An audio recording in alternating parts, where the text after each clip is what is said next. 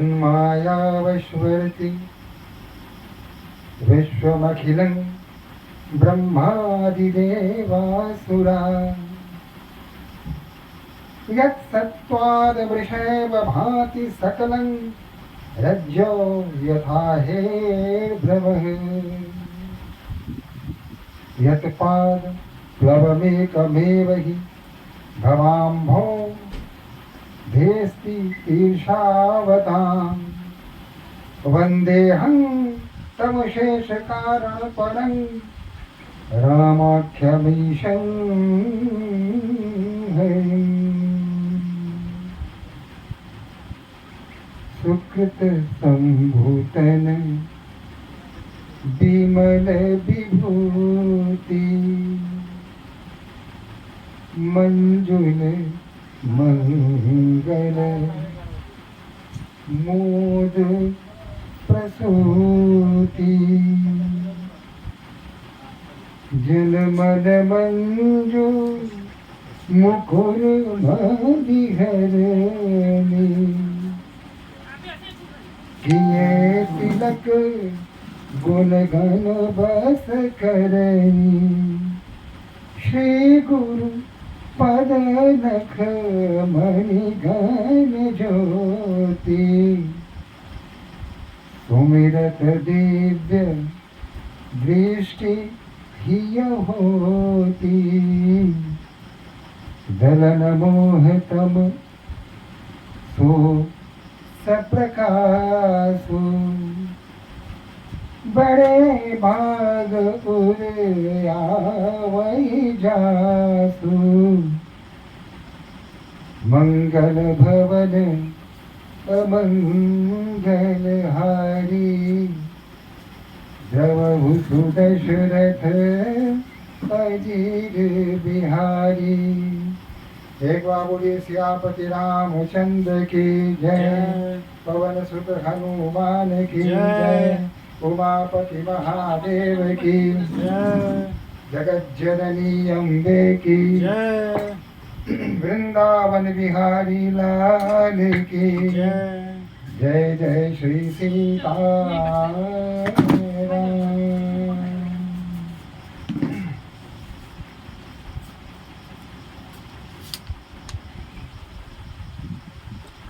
ब्रह्मा जी के 4 मुख से 4 वेदों की रचना हो गई।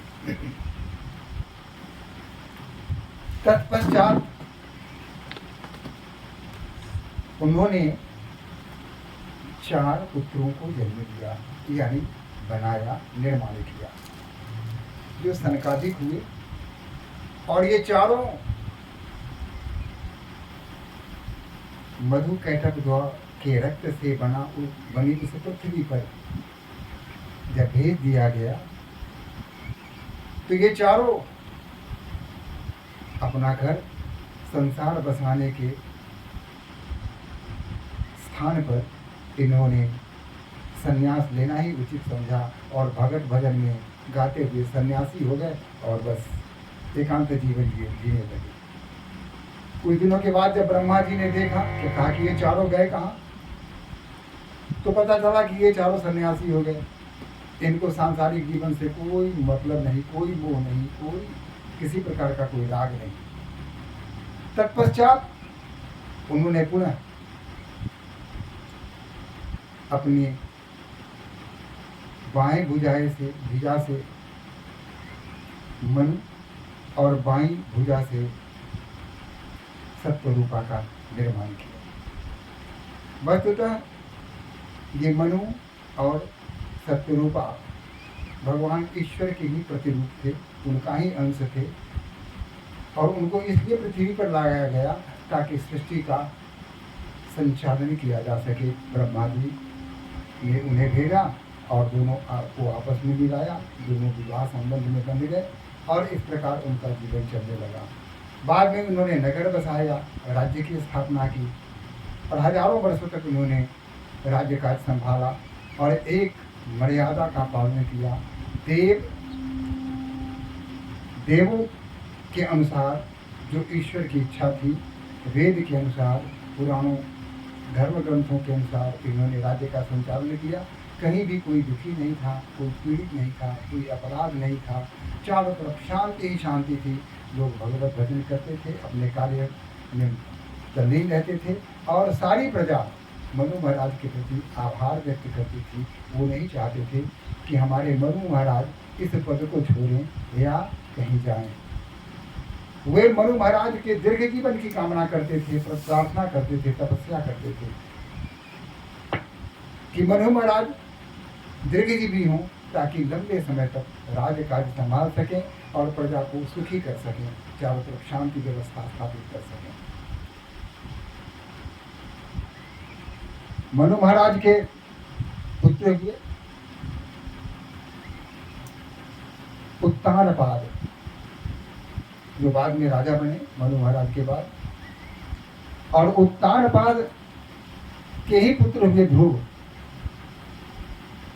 जिसका गुणगान हम आज भी करते हैं, जो भक्ति के नाम पर एक उदाहरण है, जिसका उदाहरण लोग देते हैं, चाहे कवि हो, चाहे भक्त हो, चाहे संत हो। प्रत्येक स्थान पर ध्रुव का नाम लिया जाता है। ध्रुव, प्रहलाद, विभीषण ऐसे नाम लिए जाते हैं जो भक्ति के क्षेत्र में बहुत आगे बढ़ गए थे। और इनके दूसरे पुत्र हुए प्रियव्रत, जो बड़े ही धर्मात्मा थे, वेद के अनुसार अपना जीवन यापन करते थे। उनकी पुत्री थी देवहूति,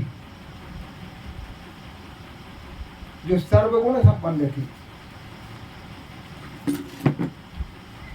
उसके व्यवहार से कभी कोई आहत नहीं हुआ। इस प्रकार देवहूति का विवाह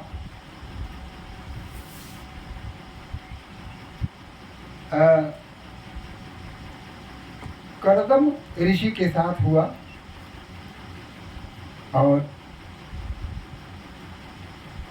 देवहूति एक दाम्पत्य जीवन तो जीने लगी, लेकिन वह संन्यास धर्म का पालन करती रही और ऋषि के साथ सुखी पूर्वक अपना जीवन यापन करती रही।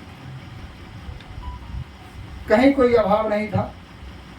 हम फिर पीछे चलते हैं, आते हैं मनु महाराज की ओर। सैकड़ों हजारों वर्षों तक कहते हैं कि वो शासन करते रहे और इस उनके शासन काल में कहीं किसी प्रकार की कोई अशांति नहीं थी, कहीं कोई हिंसा नहीं थी, प्रजा संतुष्ट थी, व्यापार बहुत सुंदर ढंग से चल रहा था, देश प्रसन्न थे, ब्राह्मणों की पूजा होती थी, यज्ञ हर जगह होते थे, पूजा पाठ हर जगह होता था, धार्मिक अनुष्ठान हर जगह होते थे। चाहे कोई भी व्यक्ति हो, एक भी कोई ऐसा व्यक्ति नहीं था उस समय जो महाराज मनु के आचरण से क्षुब्ध हो। इतना सब होने के बाद भी मनु महाराज के हृदय में क्षोभ उत्पन्न हो गया।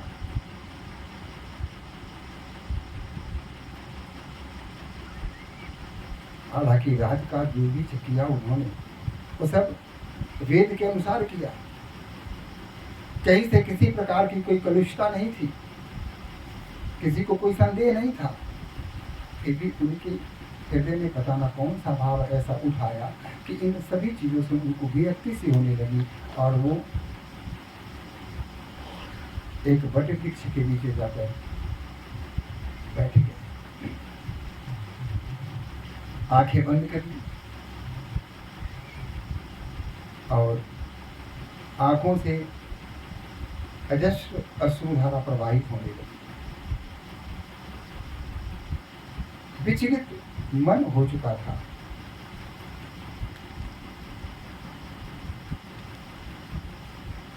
लेकिन सत्यरूपा सरल सुशील सुविद्यति पति सेवा सोपी। महाराज मनु के आचरण के अनुकूल ही महारानी सत्यरूपा का आचरण था। पति की सेवा करना, धार्मिक अनुष्ठान में भाग लेना, और सत्य निष्ठा के साथ जीवन को यापन करना, दाम्पत्य जीवन के संपूर्ण जिम्मेवारियों का निर्वहन करना, ये सारी विशेषताएं सत्यरूपा महारानी सत्यरूपा में थी। लेकिन जिस समय महाराज मनु आया करते थे, राजकाज से फुर्सत मिलने के पश्चात जब वह घर वापस आते थे, राजमहल में जब आते थे, तो उसका समय एक निर्धारित था, ठीक उसी समय पर आया करते थे। लेकिन आज वो समय पर नहीं आए।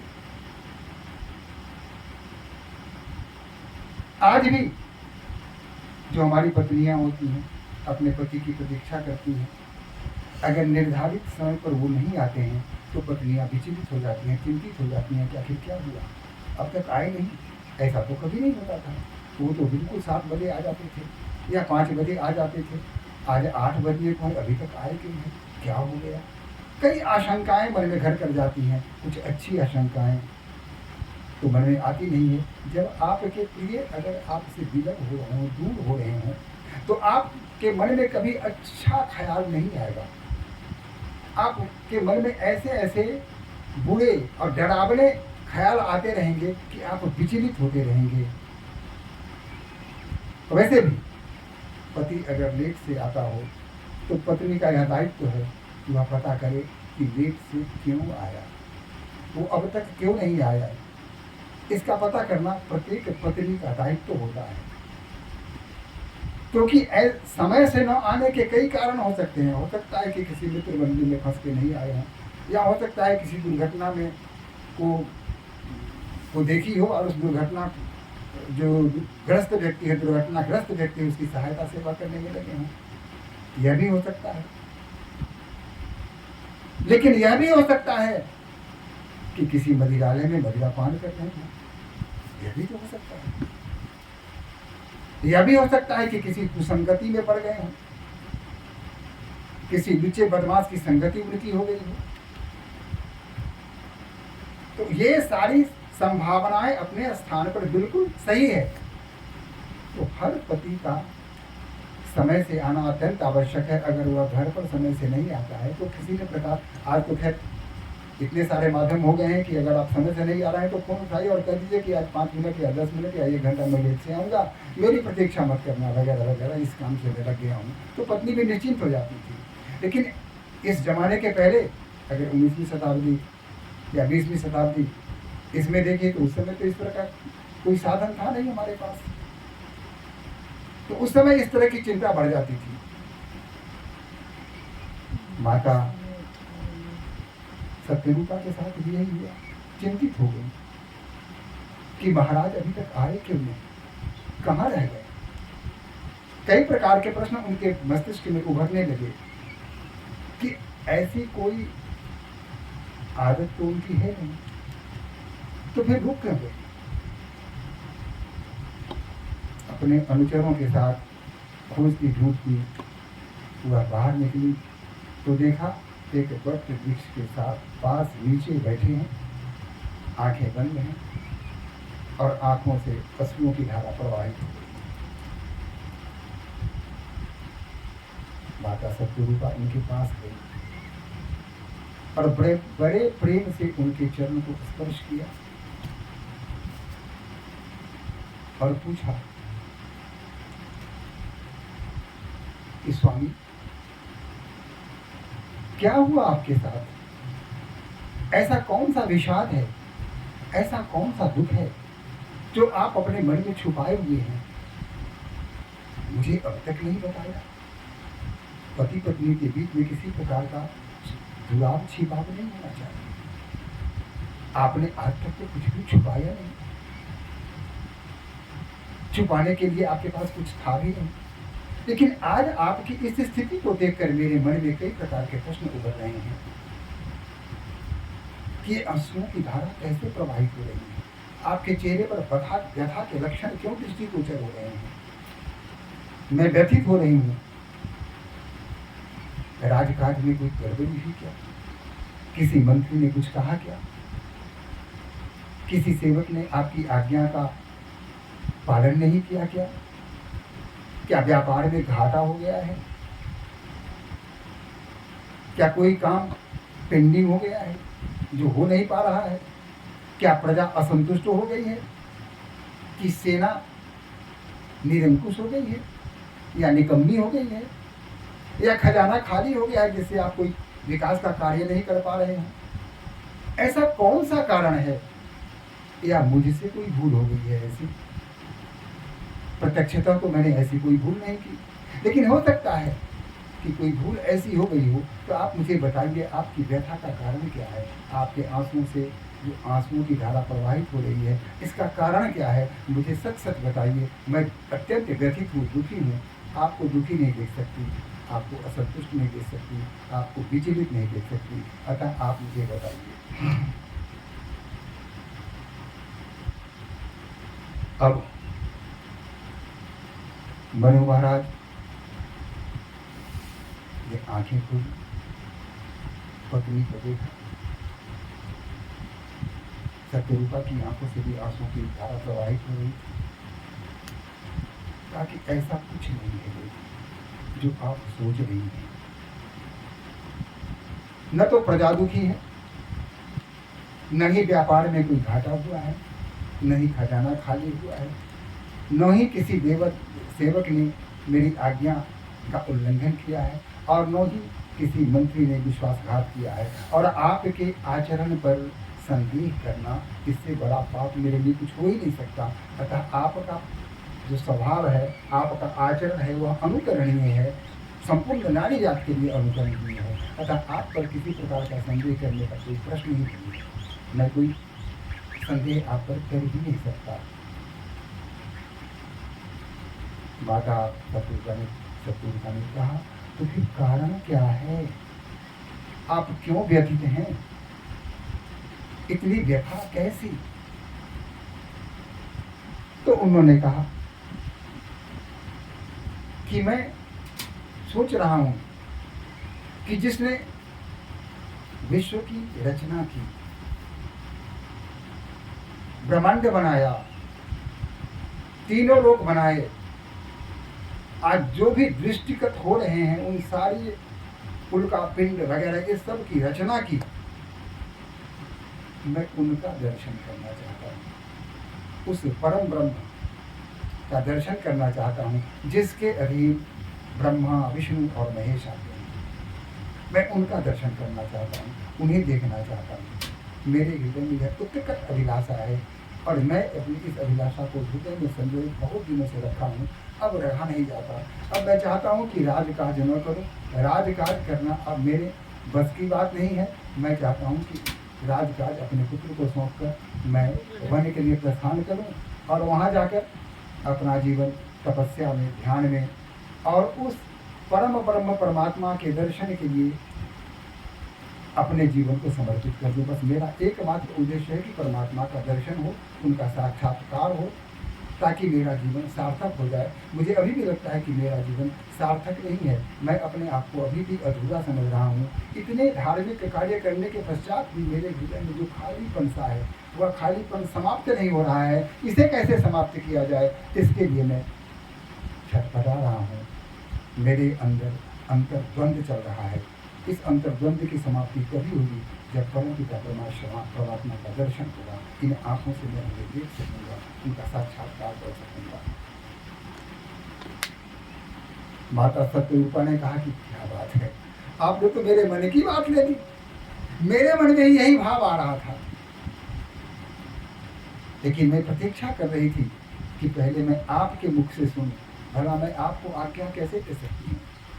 मैं तो आपकी आज्ञा का पालन करने वाली हूँ। आज्ञा देने का अधिकार मुझ में नहीं है। अतः आपकी आज्ञा की प्रतीक्षा कर रही थी और आज आपका विचार सुन के मैं आह्लादित हो गई और मेरा लगता है यह जीवन सफल हो गया कि आपने मेरे मन की बात कह दी। हे नाथ, हे स्वामी, आप जो कुछ भी करेंगे उसमें मेरी सहभागिता होगी। आप जहाँ भी रहेंगे आपके साथ मैं रहूँगी। आप जिस स्थिति में रहेंगे मैं उस स्थिति में अपने आप को ढाल लूँगी, अपने आप को सुखी समझूंगी। इसलिए आप की जो इच्छा हो वो करें और मैं तैयार हो जाती हूँ। मनु महाराज विफल हो गए। भला ऐसी पत्नी मिलती किसे है? पति के मुख को देखकर अपना आचरण करना यह साधारण कार्य नहीं है, तो अभूतपूर्व कार्य है। और जो नारी ऐसा करती वही नारी पतिव्रता के रूप में आती है। अब मनु महाराज ने क्या किया कि अपने पुत्र उत्तानपाद को अपना उत्तराधिकारी घोषित कर दिया। उत्तानपाद भी धार्मिक थे, बहुत अच्छे राजा थे, जिस पर जैसा पिता वैसा ही पुत्र। जैसे धार्मिक कार्यों में पिता संलग्न रहा करते थे, न्याय किया करते थे, प्रजा के हित के लिए हमेशा सोचा करते थे, ये सारे गुण उत्तानपाद में भी विद्यमान थी। अतः उसे योग्य समझ के उन्होंने उसके सुपुर्द राजकाज को छोड़ा और दोनों पति पत्नी राजमहल छोड़ करके वन की ओर प्रस्थान कर दिया। अब बसही तहाँ मुनि सिद्ध समाजा, तहीं ये घरसी चलयू मनुराजा। जहाँ मुनि सिद्ध भक्त तपस्वी ऐसे लोग हुआ करते थे, उसी स्थान के ओर राजा मनु प्रस्थान कर गए। पंथ जात सोहि मति धीरा, ज्ञान भगति जन धरे शरीरा। दोनों इस तरह से जा रहे थे जैसे ज्ञान और भक्ति दोनों सशरीर मृत रूप से शरीर बन के जा रहे हों। ज्ञान तो गुण है और वह गुण मृत रूप में जा रहे हों, ऐसा लग रहा था जब दोनों वहां से वन की ओर प्रस्थान किए। पहुंचे जागी धेनुमति धीरा, गोमती के किनारे जाकर पहुंचे। धेनुमति धीरा, धेनुमति धेनु गाय, गोमती के किनारे, नदी के किनारे जाकर पहुंचे। हर्षि नहाने निर्मल नीरा, और वहाँ निर्मल शीतल जल से उन्होंने स्नान किया। आय मिलन सिद्ध मुनि ज्ञानी, और उनसे सिद्ध मुनि ज्ञानी मिलने आए। राजा थे, ऐसे प्रतापी राजा थे जिनके जीवन में कोई प्रश्न चिन्ह नहीं था। ऐसे राजा से मिलने के लिए जो सिद्ध थे, जो मुनि थे, जो ज्ञानी थे, सभी उनसे मिलने आए। धर्म धुरंधर निपरिषि जानी, क्योंकि जो राजा है वो धर्म धुरंधर हैं, धर्म के ज्ञानी हैं, धर्म का अनुकरण करने वाले हैं, धर्म का पालन करने वाले हैं, धर्म के अनुसार अपना जीवन यापन करने वाले हैं। उनका प्रत्येक धार्मिक अनुष्ठान के साथ होता है, धर्म के आधार पर होता है। ऐसे महान राजा से मिलने के लिए ऋषि मुनि वहाँ इकट्ठे होने लगे, आने लगे। जगत तीरथ रहे सुहाए, मुनि सकल सादर करवाए। और जहाँ जहाँ तीर्थ स्थान था, वहाँ मुनि ने उनको घुमाया, दिखाया, और उसका क्या महत्व है यह उन्हें समझाया। सारी बातें ऋषि मुनि उनको समझाते गए। कृष्ण शरीर, अब क्या हुआ? कृष्ण शरीर मुनि पट परिधाना, सत समाज नित सुनहि पुराना। 12 अक्षर मंत्र पुनि जप ही सहित अनुराग, वासुदेव पद पंकज दंपति मन यति लाग। और फिर वही उन्होंने आसन जमा दिया, पति पत्नी वही जम गए और 12 अक्षर 12 अक्षरीय मंत्र का जाप करना प्रारंभ कर दिया। ओम नमो भगवते वासुदेवाय, ओम नमो भगवते वासुदेवाय, ओम नमो भगवते वासुदेवाय। और इस मंत्र का जाप लगातार करते रहे दोनों पति पत्नी, महाराज मनु और माता सत्यरूपा। करही आहार शाक फल कंदा, भोजन में शाक फल और कंदमूल का आहार करने लगे। अन्न को छोड़ दिया उन्होंने। सुमिरहि ब्रह्म सच्चिदानंदा। फल फूल का आहार करते थे, कंदमूल का आहार करते थे और सत्य चित्त आनंद उस परमेश्वर की आराधना में दिन रात अपने जीवन को व्यतीत करते थे। पुनि हरि हेतु करन तप त्यागे, बारी आधार मूल फल त्यागे। और कुछ दिनों के बाद फल का भी परित्याग कर दिया उन्होंने, कंदमूल का भी परित्याग कर दिया और सिर्फ पानी पीकर जीवन यापन करने लगे। पानी के अतिरिक्त और हवा के अतिरिक्त शरीर को कुछ नहीं देते थे। इसी क्रम में वो लगे रहे, यह क्रम चलता रहा। पूर अभिलाष निरंतर होई, देखिए नयन परम प्रभु सोई। मन में एक ही अनुराग, एक ही उत्साह, एक ही अभिलाषा रह गई थी कि जैसे भी हो उस परम प्रभु का दर्शन हमें करना है, उनके चरणों में सर झुकाना है। दर्शन दर्शन और सिर्फ दर्शन और हरि दर्शन। अगुण अखंड अनंत अनादि, जहि चिंत ही परमारथवादी। नेति नेति जहि वेद निरूपा, निजानंद निरूपधि अनूपा। निजानंद निरूपाधि अनूपा, जो अनूप है, अनंत है। बिनु पग चलहि सुनहि बिनु काना, कर बिनु कर्म करहि विधि नाना। आनन रहित सकल रस भोगी, बिनु बानी बक्ता बर जोगी। बिनु पग चले सुने बिनु काना, पैर नहीं है लेकिन उनसे तेज चलने वाला कोई नहीं है। उनको कान नहीं है लेकिन उनसे अधिक श्रवण करने वाला कोई नहीं है। उनको हाथ नहीं है लेकिन सभी प्रकार के कर्म करते हैं वो। उनको मुख नहीं है लेकिन सभी प्रकार के रसों का रसास्वादन करते हैं वो। यानी उनका कोई स्वरूप नहीं है, उनका कोई रूप नहीं है। वो अरूप हैं, वो निर्गुण हैं, वो ब्रह्म हैं। तो देखो तो प्रत्येक निराकार हैं और प्रत्येक वस्तु में उनका निवास है। जहाँ देखो वही और वही है, उनके अतिरिक्त और कुछ भी नहीं है। एक ओहम द्वितीयो नास्ति, एक मैं ही हूँ, दूसरा कोई नहीं है।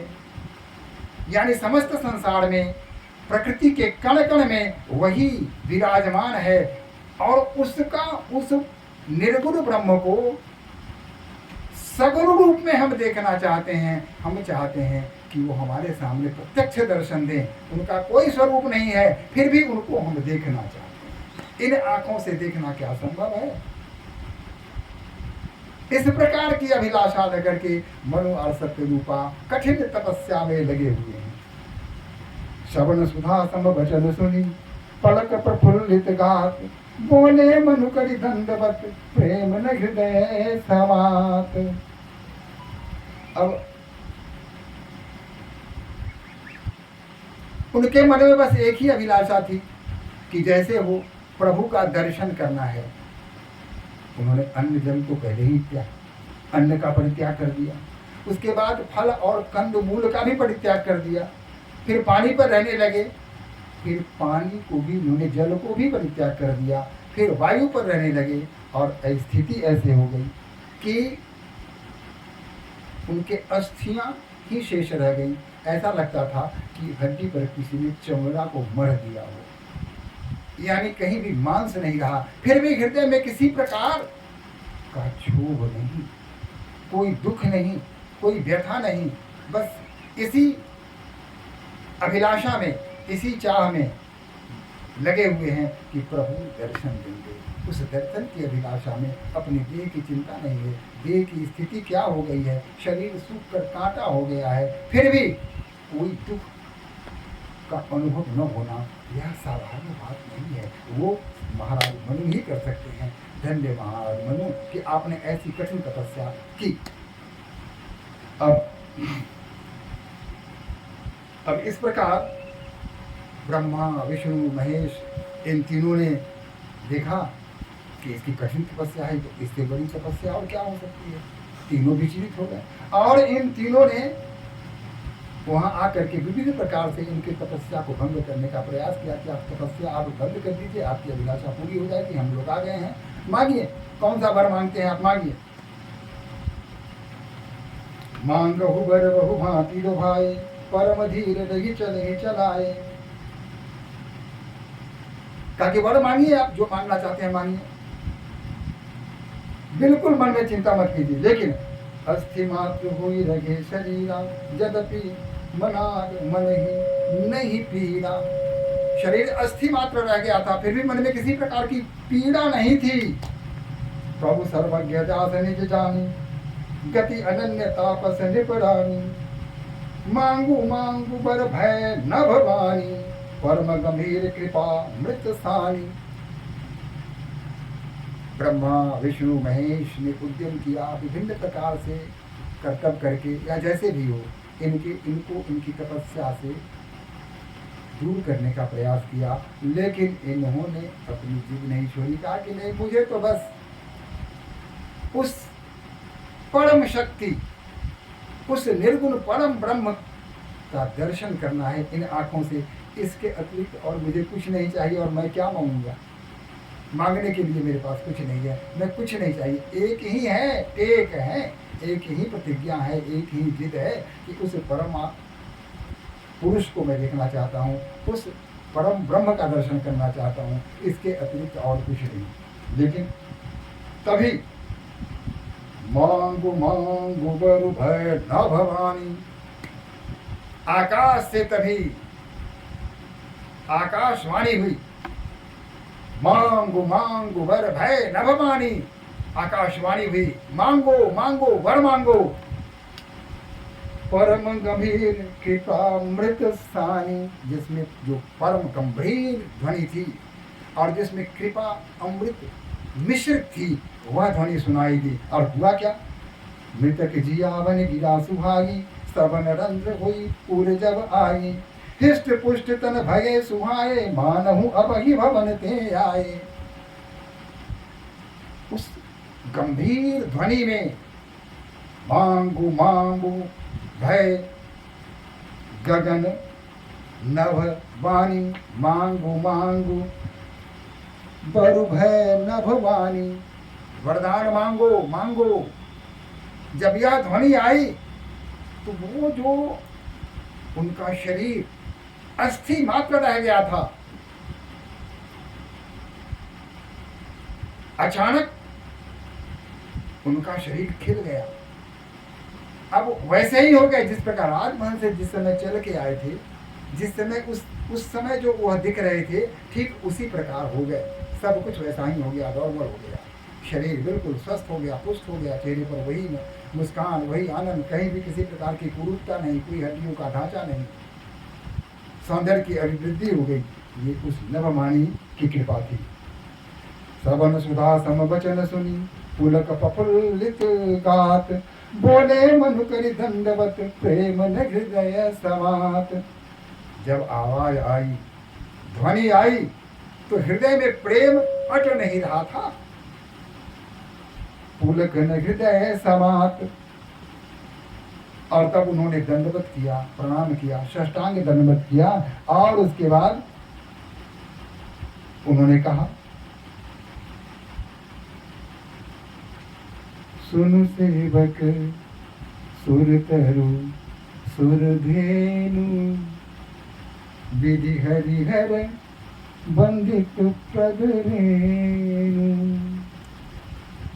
सेवक सुलभ सकल सुखदायक, प्रणत पाल सचराचर नायक। जौ अनाथ हित हम परनेहु, तो प्रसन्न होई यह वर देहु। क्या जो स्वरूप बस शिव मन माही, जही कारण मुनि जतन कराही।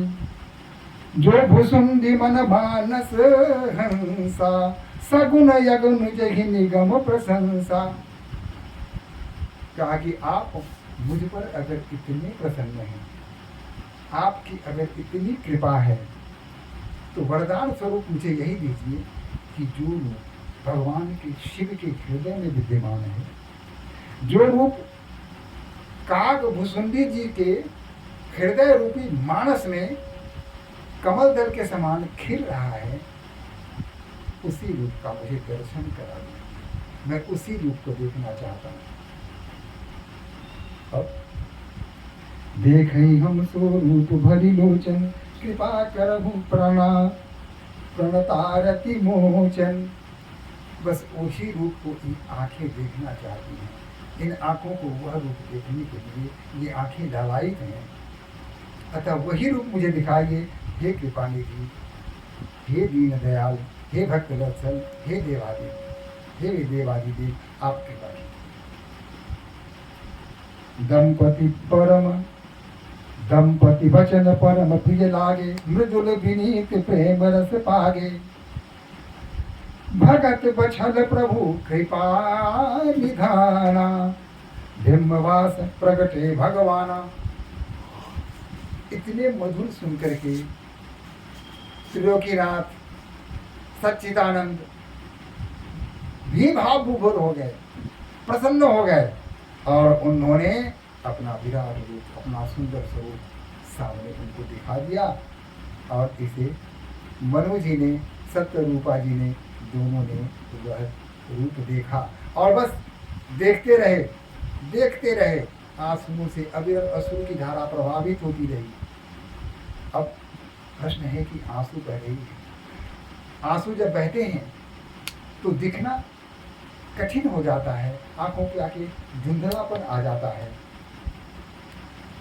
जब धुंधलापन आया तो पुतली ने कहा आंसुओं को कि आंसू प्लीज स्टॉप, बहना बंद कर दो, मुझे देखने में कठिनाई हो रही है, मैं भगवान का दर्शन नहीं कर पा रहा हूँ। आंसुओं ने कहा कि मैं तो इसलिए बह रहे हैं, हम इसलिए बह रहे हैं कि प्रभु का चरण पखार सकें। तो तुम अपना काम करो, हम अपना काम कर रहे हैं, प्रभु का चरण पखारना भी तो है। पुत्री ने कहा कि झंझट में मत कर, तू ऐसा कर, इनको लेकर अपने हृदय में बसा दे, झंझट खत्म। हृदय में जब बस जाएंगे तो कोई समस्या नहीं रहेगी, बस देखते रहना, आनंदित होते रहना। इस प्रकार मनु और सत्यरूपा को भगवान श्री हरि ने दर्शन दिया। और आगे की कथा मैं बताऊंगा कल कि किस प्रकार रामा अवतार होता है। हालांकि भगवान के अवतार लेने का पहला कारण हम पिछले व्याख्यान में कर चुके हैं, और अभी दूसरे व्याख्यान में इनका दूसरा कारण चल रहा है। तो आगे की बात आगे करते हैं। चलिए एक बार भगवान श्री नारायण का जाप कर लें। श्रीमन्नारायण नारायण नारायण, श्रीमन्नारायण नारायण नारायण, श्रीमन्नारायण नारायण नारायण, श्रीमन्नारायण नारायण नारायण, लक्ष्मी नारायण नारायण नारायण, श्रीमन्नारायण नारायण नारायण। ओम सगना भवतु सगनो भुनक्तु सग वीर्यकरवावहै, तेजस्विनाधीनमस्तु मा विद्विषावहै। ओम शांति है, शांति है, शांति है।